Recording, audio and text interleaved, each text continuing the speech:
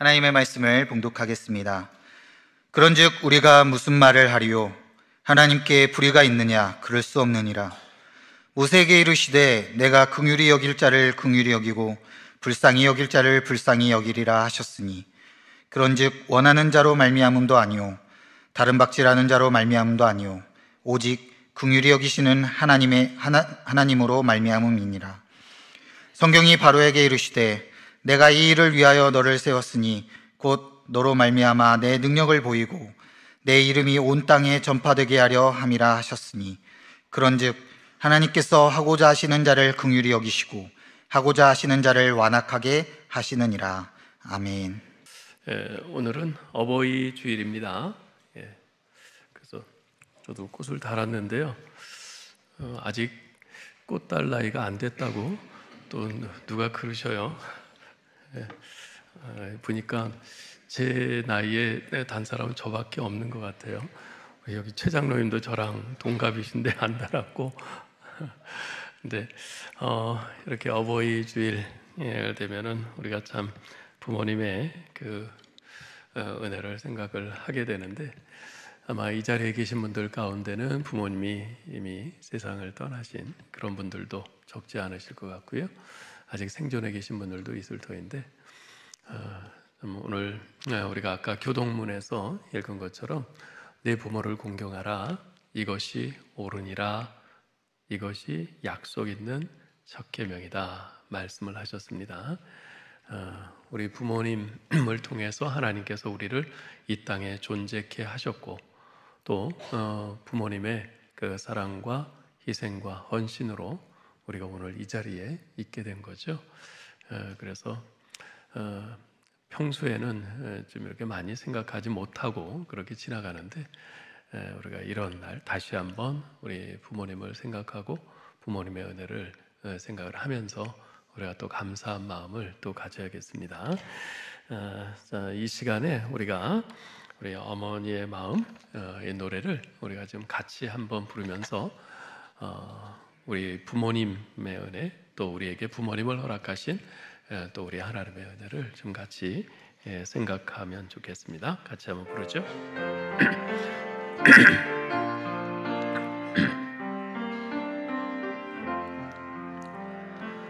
나 실제 괴로움 다 잊으시고 길을 제 밤낮으로 애쓰는 마음, 진 자리 마른 자리 가라뉘시며 손발이 다 닳도록 고생하시네. 하늘 아래 그 무엇이 널 따리요. 어머님의 희생은 가히 없어라. 어려서 안고 업고 홀로 주시고 자라선 문기되어 기다리는 맘, 알을 싸 그릇 될싸 자식 생각에 고우시던 이마 위에 주름이 가득, 땅 위에 그 무엇이 높다 하리요. 어머님의 정성은 지극하여라. 사람의 마음 속엔 온 가지 소원, 어머님의 마음 속엔 오직 한 가지, 아낌없이 인생을 자식 위하여 살과 뼈를 깎아서 바치는 마음, 인간의 그 무엇이 거룩하리요. 어머님의 사랑은 그지없어라. 기도하겠습니다. 하나님 아버지, 저희에게 귀한 부모님들을 허락하심을 감사합니다.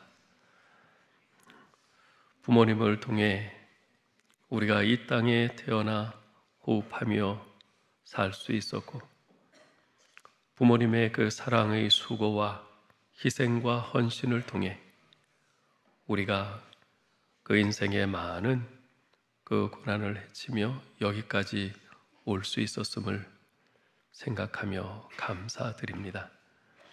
주님, 지금 이 자리에는 부모님이 앞서 떠나신 분들도 있고 생존에 있는 분들도 있는데, 주여, 하나님께서 우리에게 허락하신 큰 울타리와도 같은 우리 부모님을 생각하며 감사하는 마음을 늘 잊지 않게 하시고, 또 아직 부모님이 생존해 계신 우리 교우들은 늘 우리 부모님을 더 사랑하며 또 잘 효도하며 공경하는 저희들 되게 도와주옵소서. 우리에게 귀한 부모님을 주신 우리 하나님께 감사하면서, 또 우리의 영의 아버지 되시는 우리 하나님의 은혜를 늘 기억하며 감사와 찬양으로 충만한 우리의 남은 인생 되게 하여 주옵소서. 우리 주 예수 그리스도 이름으로 기도하옵나이다. 아멘. 그 오래전에 나온 영화인데요, 혹시 아마데우스라는 영화를 보셨는지 모르겠어요. 이 아마데우스라는 말은 사랑받는 자라는 뜻인데, 이 영화는 천재 피아니스트자 작곡가였던 볼프강 아마데우스 모차르트의 삶과 죽음을 소재로 해서 만든 영화입니다. 근데 그 첫 장면이 아주 참 인상적이에요. 영화가 시작되면서 어두컴컴한 방이 보이고 그 안에 약간은 무섭게 생긴 노인이 등장합니다. 아마도 무슨 정신병동 아니면은 감옥처럼 이렇게 보이는데, 등장하는 이 노인은 살리에르라는 사람인데요, 모차르트와 동시대에 살았던 선배 음악가입니다. 궁정 음악가로서 아주 명성이 높았고 아주 재능도 꽤 인정받았던 사람입니다. 그런데 천재 음악가인 모차르트가 등장하면서 그는 사람들 뇌리에서 점점 잊혀지면서 무대의 뒤편으로 사라지게 됐죠. 그 영화의 첫 장면은 바로 그 살리에르의 이제 고백으로 시작됩니다. 그 중심 내용은 대충 이런 거예요. 왜 하늘은 이 시대에 나를 태어나게 하시고 또 모차르트를 태어나게 하셨는가? 저토록 경박하고 음란하고 철딱서니가 없는 모차르트에게는 천재성을 주신 반면, 어째서 신은 나같이 성실하고 열심히 노력하는 사람에게는 그러한 천재성을 주지 않았는가? 이 고백은 비단 살리에르만의 고뇌는 아닐 줄 압니다. 오늘날 이 시대에도 또 우리들 자신도 이런 고뇌에 찬 외침을 바랄 때가 적잖이 있죠. 어떤 사람은 좋은 집안에서 건강한 신체를 가지고 또 금수저로 이렇게 태어나서 평생을 부족한 것 없이 그렇게 잘 누리며 그렇게 행복하게 사는 반면, 어떤 사람은 형편이 어려운 가정에서, 그것도 장애인의 몸으로 태어나서 평생을 고통 속으로 사는 사람들도 있단 말이죠.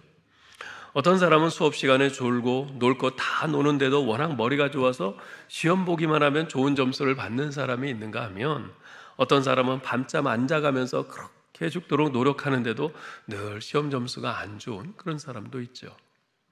분명히 뭔가 불공평한 것 같습니다. 그래서 많은 사람들이 운명을 이야기하고 팔자를 탓하기도 합니다. 하늘을 향해 원망을 하기도 하죠. 그런데 이러한 불공평은 구원의 문제에 들어오면 더 분명해지고 심화되어 나타납니다. 그에 따라 구원하시는 하나님에 대한 사람들의 불평과 원망의 목소리도 더욱 커지죠. 지난주에는 우리가 하나님의 선택하심에 대해서 살펴보았습니다. 아브라함에게 여러 아들들이 있었는데 하나님께서는 그 가운데 오직 이삭을 통해서만 구원의 약속이 이어지게 하셨습니다. 또한 이삭에게 쌍둥이 아들이 있었는데 하나님께서는 아직 태어나지도 않은 그들 중에 동생인 야곱은 사랑하시고 형인 에서는 미워하셨다고 말씀하십니다. 그런데 놀라운 사실은요, 이런 하나님의 선택하심이 결코 피택되는 그 당사자들의 행위나 조건에 그 근거를 두고 있지 않다는 것입니다. 즉, 이 사람이 어느 가문 출신이냐, 이 사람의 인품과 사람 됨됨이가 어떠한가, 이 사람이 얼마나 선하게 살았는가, 이 사람이 과연 구원받을 만한 어떤 공로나 업적 자격이 있는가, 이런 것과는 전혀 관계없이 하나님께서는 자신의 자유로운 뜻에 따라 어떤 사람들을 구원하기로 선택하셨다는 겁니다. 즉, 구원받을 자를 택하시는 하나님의 선택은 전적으로 하나님의 주권적인 선택이요, 또한 무조건적인 선택인 것이죠. 자, 이렇게 말할 때 다음과 같은 항의가 들어올 수 있습니다. 아니, 어째서 하나님께서는 어떤 사람은 선택하시고 어떤 사람은 선택하지 않으시는가?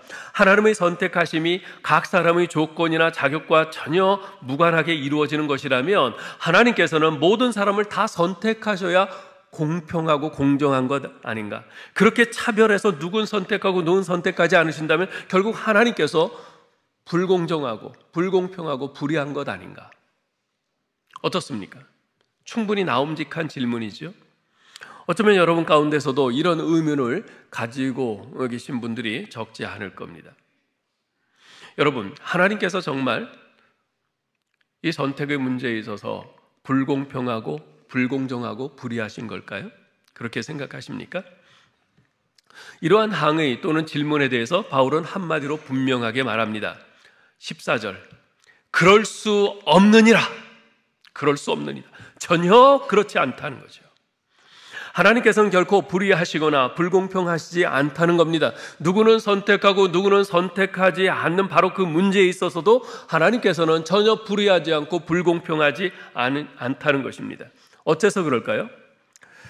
여기서 바울은 과거 이스라엘 백성의 그 출애굽 당시에 사건 두 가지를 예로 들어서 설명을 합니다.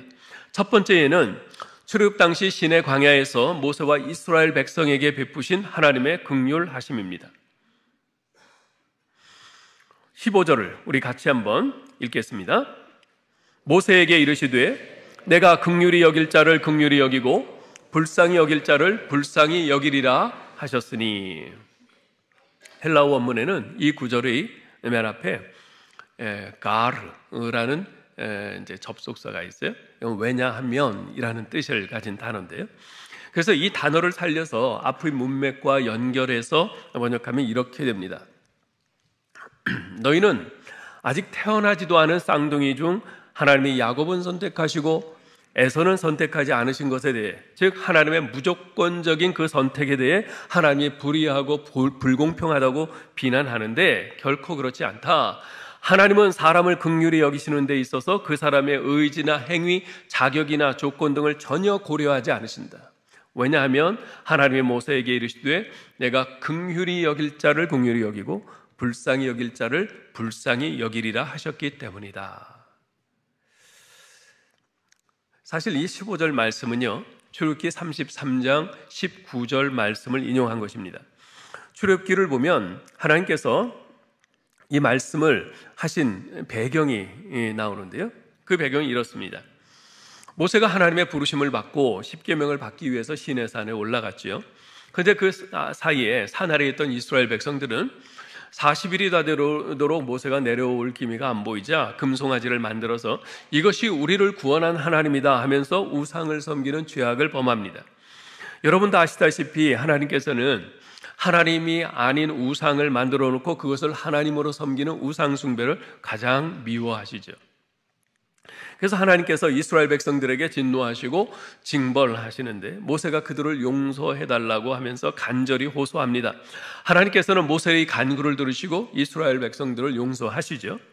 근데 하나님께서는 이스라엘을 용서는 하시지만 그들과 함께 가나안 땅에 들어가지는 않겠다고 선언을 하십니다. 그러자 모세가 다시 하나님께 매달리면서 호소합니다.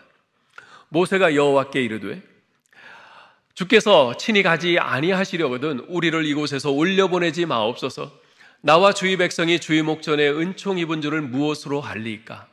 주께서 우리와 함께 행하심으로 나와 주의 백성을 천하 만민 중에 구별하심이 아니니까 원하건대 주의 영광을 내게 보이소서. 아니 하나님께서 우리와 함께 가나안 땅에 같이 들어가지 않으신다면 우리끼리 가는 것에 무슨 의미가 있습니까? 하나님이 정말 우리를 긍휼히 여기시고 우리를 용서하셨다면 우리와 같이 가주십시오. 같이 가주십시오. 그리고 하나님이 우리와 같이 가신다는 그 증거로 영광을 보여주십시오.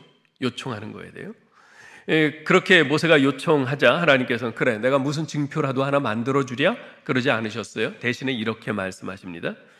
나는 은혜 줄 자에게 은혜를 주고 긍휼히 여길 자에게 긍휼을 베푸느니라. 하나님께서 하신 말씀의 의미가 뭘까요?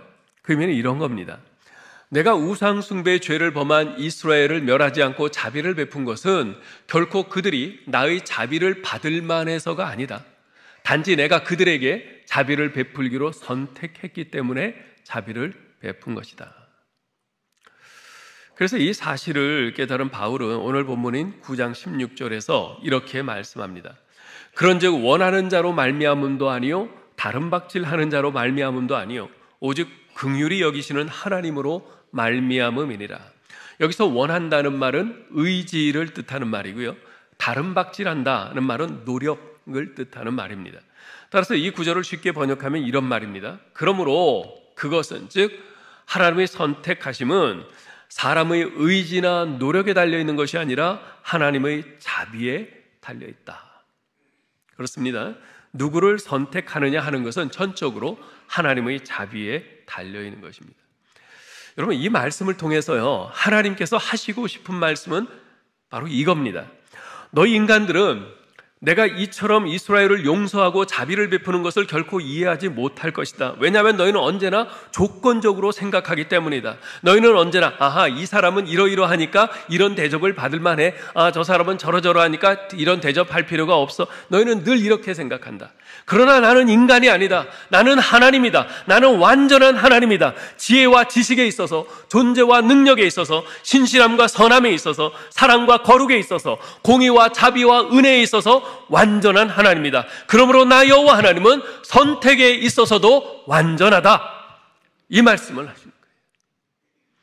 하나님은 절대 주권자이십니다. 자기 마음대로 하실 수 있는 권리를 갖고 계신 분이세요. 그래서 그분은 하나님이신 겁니다. 그래서 그분은 선택도 자신의 마음대로 하실 수 있는 거죠. 그런데 이 말은 어찌 보면 엿장수 맘대로라는 뉘앙스를 풍기기도 합니다. 똑같이 콜라병 하나씩 가져온 두 아이에게 엿을 끊어주는데 A라는 아이에게는 10cm만큼 끊어줬어요. 근데 B라는 아이한테는 어떻게 하다 보니까 그보다 좀 더 길게 12cm만큼 끊어주게 됐어요. 옛다 이 녀석아 너 오늘 수지 맞았다 하면서 B라는 아이에게 더 많이 끊긴 엿을 주자 이 A라는 아이가 불평합니다. 불공평해요. 똑같이 콜라병 가져왔는데 웬 쟤는 더 많이 주세요. 그러면서 항의를 해요. 그럴 때 엿장수가 뭐라고 합니까? 이 녀석아 엿을 얼마만큼 끌어주면 그가 엿장수인 내 맘이지. 그래요. 어찌 보면 엿장수가 엿을 끊어주는 것이나 하나님이 누구는 선택하고 누구는 선택하지 않는 것이나 비슷해 보입니다. 그러나 결정적으로 다른 것이 있어요. 엿장수는 기분에 따라 엿을 길게 끊어줄 수도 있고 짧게 끊어줄 수도 있습니다. 즉 엿장수는 실수할 수 있는 인간입니다. 그러나 하나님은 무엇을 기분 내키는 대로 즉흥적으로 하시는 분이 아니십니다. 하나님은 결코 실수가 없으신 완전하신 분이십니다. 그래서 하나님의 선택 또한 완전합니다. 우리가 그것을 다 이해할 수 없을 뿐이지. 두 번째로서 바울은 이스라엘의 출애굽 당시 애굽왕 바로를 언급하고 있습니다. 17절 18절을 같이 읽어볼까요? 성경이 바로에게 이르시되 내가 이 일을 위하여 너를 세웠으니 곧 너로 말미암아 내 능력을 보이고 내 이름이 온 땅에 전파되게 하려 함이라 하셨으니 그런즉 하나님께서 하고자 하시는 자를 긍휼히 여기시고 하고자 하시는 자를 완악하게 하시느니라. 첫 번째 예를 통해서 사도 바울은 이스라엘 백성의 엄청난 범죄에도 불구하고 그들에게 자비와 긍휼을 베풀기로 선택하신 하나님의 모습을 보여주었습니다. 이어서 이 두 번째 예를 통해서 사도 바울이 보여주려고 하는 것은 애굽 왕 바로를 선택하지 않으시는 하나님의 모습입니다. 여기서 특별히 우리의 관심이 집중되는 부분은 아마도 하나님께서 바로의 마음을 완악하게 하셨다는 말씀일 겁니다. 이전 성경에서는 바로의 마음을 강팍하게 하셨다고 그렇게 번역을 했었어요. 그래서 주로 이런 질문이 제기되곤 하죠. 하나님께서 바로의 마음을 완악하게 하셨다면 바로가 어찌 저항할 수 있었겠는가? 그렇다면 바로는 억울한 것 아닌가? 그렇죠? 바로는 본래 마음이 완악하지 않은데 하나님이 완악하게 하셨다. 그래서 하나님을 대적하게 하셨다. 그렇다면 한낱 인간에 불과한 바로가 어찌 하나님을 대항하고 저항할 수 있겠어요? 그렇다면 이거는 완전히 바로가 억울한 것 아닌가? 충분히 생각할 수 있는 질문이죠.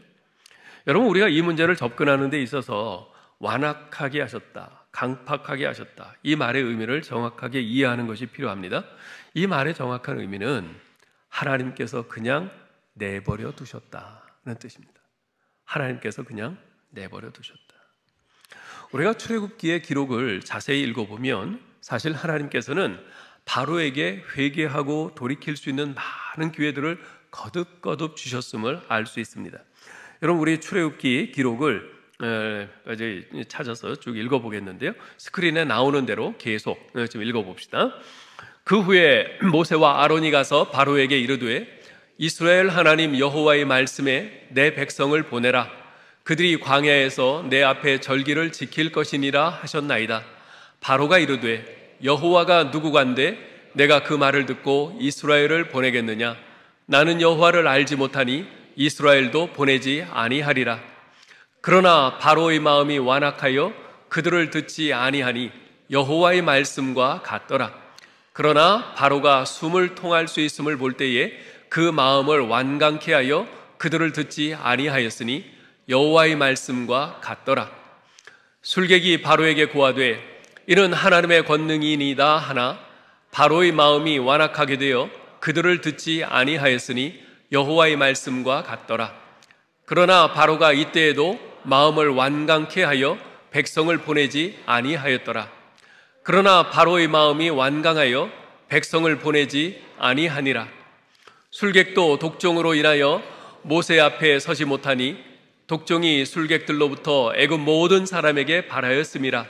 그러나 여호와께서 바로의 마음을 완악하게 하셨으므로 그들을 듣지 아니하였으니 여호와께서 모세에게 말씀하심과 같더라. 바로가 비와 우박과 뇌성의 그친 것을 볼 때에 다시 범죄하여 마음을 완강케 하니 그와 그 신하가 일반이라.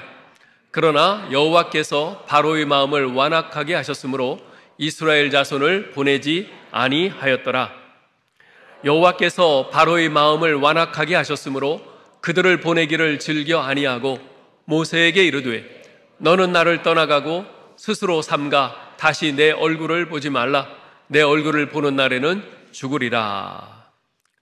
여러분, 지금 읽은 구절들을 보면요, 바로가 그 마음을 완강케 하였다, 바로의 마음이 완악하였다, 하나님께서 바로의 마음을 완악하게 하셨다는 조금씩 다른 여러 표현들이 등장하는데요, 이 표현들은 모두 같은 의미입니다.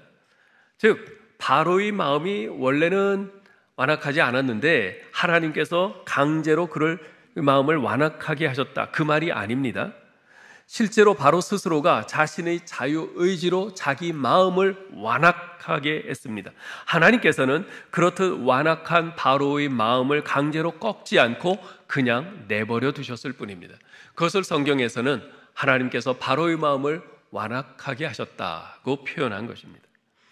하나님께서 바로에게 긍휼을 베풀어 주셨습니까? 안 베풀어 주셨습니까? 베풀어 주셨어요. 그가 회개하고 돌이킬 기회를 여러 번 주셨습니다. 여러분, 모세가 10가지 그 이적들을 행하지 않습니까? 그 10가지 이적들은 모두 바로가 회개하고 돌이킬 수 있는 그런 기회를 주신 것이에요. 하나님의 이 권능을 보고 그가 그 앞에 겁을 먹고 하나님을 두려워하면서 돌이킬 기회를 주신 겁니다. 그런데 하나님께서 그렇게 긍휼을 베풀어 주셨는데도 바로 자신이 끝까지 받아들이지 않았던 거죠. 여러분, 하나님은 공의의 하나님이십니다. 공평하신 하나님이세요. 하나님은 사랑의 하나님이신데 그 사랑을 받아들이는 사람과 그 사랑을 거절하는 사람이 있는 거죠. 영적으로도 똑같은 일이 일어납니다. 똑같은 자리에서 똑같은 내용의 말씀을 들었음에도 불구하고 전혀 다른 반응이 나타납니다. 한쪽에서는 회개하는 역사가 일어나는데 다른 한쪽에서는 오히려 마음이 더 완악해지는 일이 일어납니다. 똑같은 태양이 빛을 비춥니다. 그런데 그 빛을 받은 얼음은 녹고 그 빛을 받은 진흙은 단단하게 굳어집니다. 그렇다고 해서 햇볕이 잘못된 것입니까? 그렇지 않습니다. 여러분, 이와 동일한 이치입니다. 하나님께서 바로에게 잘못하셨습니까? 바로에게만 불공평하게 하셨습니까? 그렇지 않습니다. 바로는 자신이 택한 길로 갔을 뿐입니다. 그것에 대해서 바로는 하나님께 원망하거나 불공평하다고 항변할 수 없는 거죠. 일본의 그 오이라 미쓰요라는 분이 쓴 그러니까 당신도 살아 라는 제목의 자서전을 읽은 적이 있습니다. 우리나라에서도 한때 베스트셀러가 된 적이 있는 책인데요. 이 저자인 미쓰요 씨는 자신의 책 제목만큼이나 남다른 인생을 살아온 분입니다. 그녀는 여중 1학년 때 학교에서 왕따를 심하게 당했어요. 견디다 못해서 할복 자살을 시도를 합니다. 그런데 죽지 않고 다시 살았어요. 이후에 마약과 혼숙을 일삼는 비행소녀로 전락했습니다. 그러다가 16살 때 조폭인 야쿠자 보스와 결혼을 했습니다. 그리고 호스티스로 전전하는 그 미래와 소망이 없는 삶을 하루하루 이어갔죠. 그러던 그녀에게 인생의 새로운 전기가 마련된 것은 23살 때 양아버지인 오히라 히로사부로 씨를 만나게 되면서부터였습니다.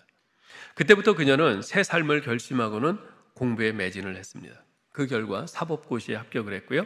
그녀는 현재 오사카에서 소년 담당 전담 변호사로 그렇게 활동을 하면서 비행 청소년들을 선도하는 일에 앞장서고 있습니다. 자, 여러분 한번 생각해 보셔요. 미래와 소망이 없이 자포자기의 상태로 하루하루를 그냥 연명해 가고 있던 이 미쓰요 씨의 인생이 180도 바뀌게 된 것은 양아버지인 오히라 히로사부로 씨를 만나게 됨으로써였습니다. 자, 그런데 이 히로사부로 씨가 이 미쓰요 씨를 입양한 것은 미쓰요 씨가 23살 때였어요. 그것도 품행이 단정하고 정숙한 처녀가 아니라 자살미수, 마약 복용, 남녀 혼숙, 야쿠자 보스의 와이프 등의 경력에다가 현직 호스티스인 그런 여자였어요. 이런 여자를 히로사부로 씨가 왜 양녀로 선택했는지 잘 모릅니다. 제가 목사이지만 이런 경력의 소유자를 딸로 입양하겠느냐 묻는다면 솔직히 자신 없습니다. 여러분이라면 어떻겠어요? 비슷하지 않을까 생각해요. 아마도 사람들은 히로사부로 씨에게 아니 어디 입양할 사람이 없어서 그런 여자를 양녀로 삼느냐 그렇게 충고했을지 모릅니다. 그러나 입양해서 양부모가 될 사람은 옆에서 수군수군대는 그 사람들이 아니라 바로 이 히로사부로 씨였어요. 따라서 누구를 입양하든 그것은 전적으로 이 히로사부로 씨의 마음입니다. 그러한 히로사부로 씨의 주권적인 선택에 의해서 미쓰요 씨가 양녀로 입양되었어요. 그 결과 그녀는 이전과는 전혀 다른 축복된 새 삶을 살 수 있게 된 거죠. 자, 그렇다면 이런 상황에서 이 미쓰요 씨가 취할 마땅한 태도는 뭘까요? 아버지, 어째서 다른 사람, 저보다 더 훌륭한 다른 사람들이 있는데 그 사람들은 택하지 않고 나 같은 여자애를 택하셨나요? 이거 뭔가 잘못됐습니다. 이렇게 따져야 할까요? 물론 그 이유가 너무 궁금해서 그렇게 물어볼 수는 있을 겁니다. 그러나 그렇게 묻는 것도 한두 번이지 매번 그래서는 그건 안 되는 거죠. 오히려 아버님, 나 같은 정말 형편없는 여자애를 선택해 주셔서 이렇게 새 삶을 살게 해주셔서 정말 고맙습니다. 이것이 마땅한 자세 아니겠습니까? 여러분, 하나님의 선택하심에 대해서도 우리는 동일한 태도를 가져야 합니다. 나보다 훨씬 더 선한 사람들도 많은데 어째서 하나님께서는 그들을 선택하지 않으시고 나 같은 사람을 택하셔서 자녀 삼으셨는가? 나보다 훨씬 더 훌륭한 신자들도 많은데 어째서 하나님께서는 그들을 택하여 목사 되게 하지 않으시고 나 같은 사람을 택하여 목사 되게 하셨는가? 도무지 이해할 수 없다. 이런 생각이 들 수 있죠. 그건 저도 도저히 이해 못하겠어요. 그러나 하나님께서는 이렇게 말씀하십니다. 내가 긍휼히 여길 자를 긍휼히 여기고 불쌍히 여길 사람을 불쌍히 여기리라. 자유로운 주권자이신 하나님께서, 온전히 선하신 하나님께서 그렇게 하시겠다는데 그에 대해서 우리가 무슨 말을 더 할 수 있겠습니까? 여러분, 우리가 이해 못한다고 그래서 하나님이 틀렸다 그렇게 말하는 것은 대단한 교만입니다. 우리가 하나님의 털어가 한 자리인들 우리가 다 이해할 수 있겠어요? 못합니다. 그저 우리에게 이루어진 사실을 보면서 우리가 하나님께 감사하고 하나님을 찬양하는 것뿐이죠. 우리 인간들은 하나님께서 왜 어떤 사람은 구원하기로 선택하시는 반면 어떤 사람은 선택하지 않고 버려두시는지 그 이유를 말해달라고 계속 요구합니다. 왜냐하면 우리들은 어떤 결과에는 반드시 원인이 있다고 하는 인과법칙을 우리 삶의 모든 부분에 적용하면서 살아왔고, 또 그러한 인과법칙의 삶의 방식에 무척 익숙해져 있기 때문에 그렇습니다. 지금 내가 이렇게 구원받았다, 결과죠. 그렇다면 내가 이렇게 구원받은 데는 어떤 원인이 있지 않을까? 하나님이 나를 구원하신 데는 무슨 원인이 있지 않을까? 적어도 내가 구원받지 못한 다른 사람들보다 뭔가 나은 점이 조금이라도 더 있지 않을까? 우리는 계속 이렇게 생각하기를 좋아합니다. 그런데 하나님께서는 아니다. 네가 다른 사람보다 더 나은 점이 있어서 내가 널 선택한 것 아니다 말씀하세요. 이스라엘 백성에 대해서도 말씀하시잖아요. 너희가 다른 민족들보다 더 크고 강한 민족이라서 너희를 선택한 것이 아니다. 너희는 오히려 모든 민족들 중에서 가장 작고 약한 민족이다. 그런데 내가 그냥 너희를 사랑했다라고 말씀을 하세요. 그래서 많은 사람들이 이러한 하나님의 선택에 대해서 불편해합니다. 누군 선택하고 누군 선택하지 않으시다니, 그렇다면 선택받은 사람에게는 선택받을 만한 어떤 조건이나 이유가 있지 않겠는가? 만일 그런 조건이나 이유 없는데도 하나님이 누군 선택하고 누군 선택하지 않으신다면 하나님은 불공평한 분이 아니신가? 라고 항의합니다. 우리 인간은 그 생각 이상을 넘어가질 못해요. 그것이 우리의 한계입니다. 그래서 여기서 믿음이 필요한 지점인 것이죠. 그러나 하나님께서는 우리가 기대하는 것과 같은 이유는 말씀하지 않으세요. 이러이러해서 너희를 선택했다, 이렇게 이유를 말씀하지 않으세요. 대신에 하나님 자신에 대해서 말씀하십니다. 나는 하나님이다. 나는 완전한 하나님이다. 내가 하는 모든 일에는 결코 실수가 없으며 나는 결코 불공평하지 않다. 그래서 오직 나만이 하나님인 것이다. 이해가 안 된다면 굳이 이해하려고 하지 마라. 그저 단순한 믿음으로 나를 믿으라, 나를 신뢰하라 말씀하십니다. 그럼에도 불구하고 하나님의 선택하심이 불공평하다는 생각을 여전히 떨쳐버리지 못하는 분들이 있을 겁니다. 좋습니다. 100번 양보하여 그런 하나님의 선택하심이 불공평하다고 치죠. 그러나 꼭 기억하셔야 할 것이 있습니다. 그러한 하나님의 불공평한 선택이 곧 하나님의 불의하심은 아니라는 것입니다. 왜 그렇습니까? 그런 하나님의 불공평한 선택하심으로 저와 여러분이 구원받았기 때문에 그렇습니다. 자, 그렇다면 선택받지 못한 사람들은요? 하나님께서 그들에게 불공평하게 행하신 것입니까? 불의하게 행하신 것입니까? 아니에요. 그들은 그들이 행한 죄의 값을 그냥 받는 정당한 길을 가는 겁니다. 다만 하나님께서는 불공평한 선택을 우리에게 하셨어요. 긍휼하심으로 우리를 선택하셨어요. 그래서 사도 바울은 하나님의 선택하심을 의냐 불의냐 하는 이런 관점이 아닌 하나님의 긍휼이라는 관점에서 다루고 있는 겁니다. 만약 하나님께서 공평하게 여러분과 저를 그냥 놔두셨더라면 우리는 모두 우리 자신의 죄로 인해서 결국 심판받고 지옥에 갈 수밖에 없을 것입니다. 그러나 하나님께서는 그렇게 하지 않으시고 여러분과 저를 이 세상 수많은 사람 가운데서 선택하여 구원하시고 자녀 삼아 주셨습니다. 우리만 불공평하게 선택하신 것입니다. 그래서 그렇듯 하나님이 우리를 선택하신 것이 불의합니까? 무엇보다도 하나님께서는 나 같은 죄인을 살리시기 위해서 죄 없으신 독생자 예수 그리스도를 이 땅에 보내셔서 십자가에 못 박혀 죽게 하셨습니다. 그러한 예수님의 십자가 죽음은 분명 불공평한 겁니다. 죄 없으신 그분이 대신 죽으셨으니까. 그래서 그렇게 하나님의 독생자 예수님을 십자가에 못 박아 죽게 하신 것이 불의합니까? 아니요. 그것은 불의한 것이 아니라 긍휼을 베풀어 주신 것입니다. 여러분, 이것을 잊지 마시기 바랍니다.